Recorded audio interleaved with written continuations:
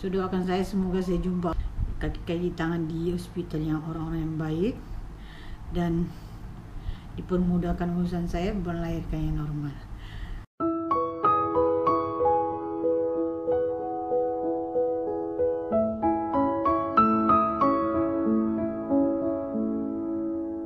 Oke. Assalamualaikum semua. Hari ini saya sempatkan untuk berkongsi pengalaman saya melahirkan 3 anak di Malaysia. So kita bermula yang anak pertama. Anak pertama saya disahkan mengidap kencing manis semasa mengandung lah, sebelum mengandung dan selepas mengandung tuh tiada apalah, mungkin sebab perubahan hormon. So saya mengidap kencing manis, orang panggil gulanya tinggi. So diunya kena ngam-ngam dengan tarik yang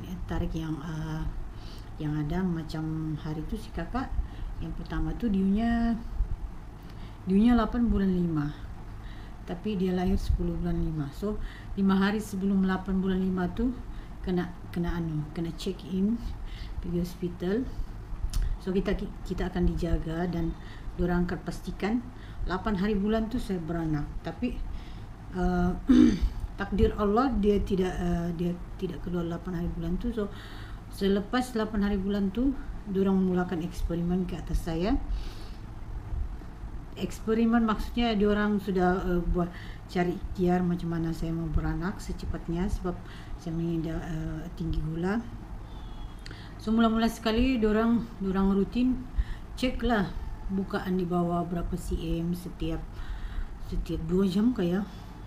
Balik dipanggil nama saya. So dipanggil nama saya, lepas itu tidak apa-apa dan dorang try masukkan belon di dalam jalan keluar baby lah. Lepas itu belon tu akan kembang sendiri. Kalau bukaannya dalam 3-4 cm, belon tu akan jatuh. So kita jalan pun bekang-kang lah dengan belon tu sekali. Last satu malam dia keluar sendiri baru 4 cm. Dan lepas tu belum ada apa-apa lagi dan dorang try koyakkan pakai tangan, tak tahu lah doktor pelatih kah doktor apa tu, memang sakit sangat. Terus kejang rasanya kaki saya. Dorang koyakkan pakai tangan, tambah lagi 1 cm jadi 5 cm. Dan dorang tunggu sampai besoknya. Lepas tu siang tu yang dorang koyakkan. Lepas tu jam 10 malam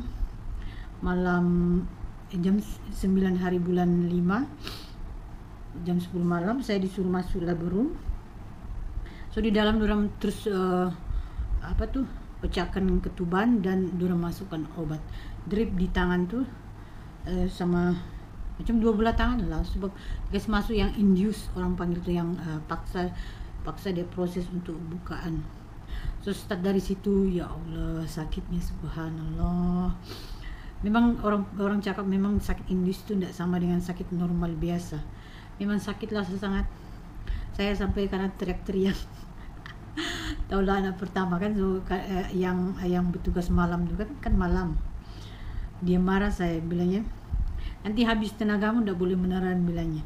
Tapi sakitnya lain macam, lagi pun pengalaman pertama, anak pertama. So merasa macam aduh sakitnya subhanallah.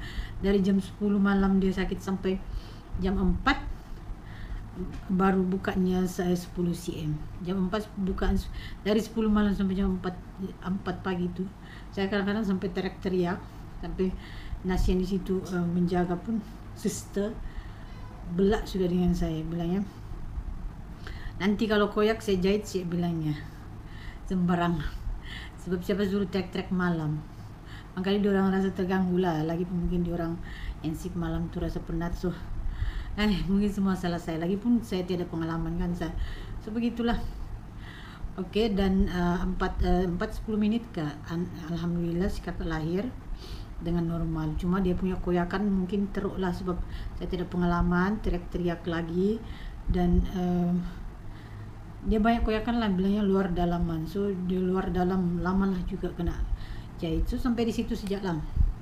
Saya rasa stres yang si kakak tu sebab begitulah yang layanan orang sekeliling. Tapi saya mungkin pun terlampau expect orang perfect sangat layan saya. Rupanya diorang begitulah.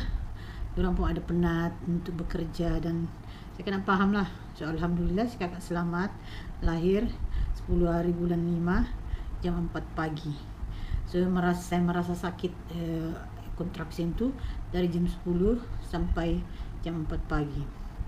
So next yang kedua tuh Nur Mujahidah, dia ngam-ngam diu saya punya diu 29 bulan 6, dan di situ juga petangnya jam 2 ke jam 12 terus sakit macam tuh. Dan suami pun antar pergi hospital, sampai hospital saya pun tak tahu dia bukan berapa, sebab sampai sejak masuk VSC yang pendaftaran check-in untuk beranak, terus diorang kasih pecah ketuban jam 1 tuh, dan jam 2 alhamdulillah kedua tuh keluar. Terus saya pun kena tolak pakai katil saya masuk ke room dari bilik pendaftaran. So si kakak yang kedua tuh tidak ada stres apa-apa, alhamdulillah, Allah pun mudahkan. So next yang ketiga tuh itu terlebih masa pula. Sepatutnya dia bulan 9, tapi dia lahir bulan 10, dia lebih masa 10 hari. Tapi dokter klinik cakap tidak apa-apa juga lah, sebab air ketuban pun cukup, dorang scan oke semua, cuma kira terlebih masa lah. Sepatutnya takut nanti anak berak dalam kandungan lah, dan minum air ketuban lah. So dorang akan pastikan keluar lah sebelum lebih 10 bulan begitu. So dorang kasih masuk obat juga. Di situ saya banyak stres sedikit lah, sebab mungkin nas yang bertugas, suster-suster ataupun dokter-dokter yang bertugas di situ tengok saya mungkin berpengalaman sebab sudah anak ketiga. So dorang pun tak berapa kalau saya merepot bilang sakit terlampau sudah, macam rasa macam mau berak sudah, tapi dorang tak peduli. Saya cakap boleh tolong cek tak dia punya bukaan. Dorang sambil berbisik lagi bilangnya, tak payah cek, bilangnya dia itu baru bukan 4. Padahal rasa macam terberak sudah. Saya macam stres lah di situ, dorang punya layanan macam tak berapa lah. Tapi mungkin saya kena paham juga lah, sebab mungkin dorang penat, ada yang sip sampai 24 jam ke on call. Saya pun tak paham lah begitu dorang punya time kerja tu. Tapi sebaik-baiknya dengarlah keluhan kami, bukan kami ikut yang sakit saja, cuma kami kasih tahu lah yang memang bibi mau keluar. So selepas saya pergi minta cek bukaan orang tak layan, saya duduk di luar bilik pendaftaran, tiba-tiba rasa macam mau keluar di situ saja. Saya pun kejang sudah di situ di kerusi menunggu.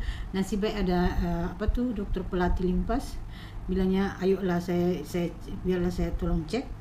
Dan dorang bawa satu katil di tepi dinding lah. Dorang tak kasih masuk dalam tempat pendaftaran tu yang orang cakap PSC room tu. Dorang cek di situ, mau keluar sudah kepalanya. Terus dorang bawa lari lah masuk dalam labor room, dan tak sampai 15 minit sampai di dalam, terus keluar sudah si kakak yang ketiga tu. So saya rasa macam tak puas hati lah rasanya begitu tu, sebab memang betul-betul dia mau keluar, baby sudah mau keluar, tapi diorang tak peduli. Lagi pun bukan diorang sibuk di situ menulis-nulis, ketawa-ketawa sama kawan-kawan, tapi tak tahulah siapa yang kena paham siapa. Sepatutnya sememangnya lah kami yang merasa sakit bersalin tu memang perlukan sokongan sekeliling. Tapi kalau macam hospital di sini ni di Sandakan, suami memang tidak boleh masuk, biarpun kami tidur di bilik berkelas. Dan layanan dokter dari dulu tu yang di kawasan PS itu, dia memang tak berapa peduli kalau kamu nak cakap sakit. Saya rasa macam layanan terbaik saya terima dari hospital hanya di laboratorium semua lembut-lembut, okey, budi bicara dorang. Mungkin sebab pengalaman kah ataupun kepenatan kerja faktor dorang begitu.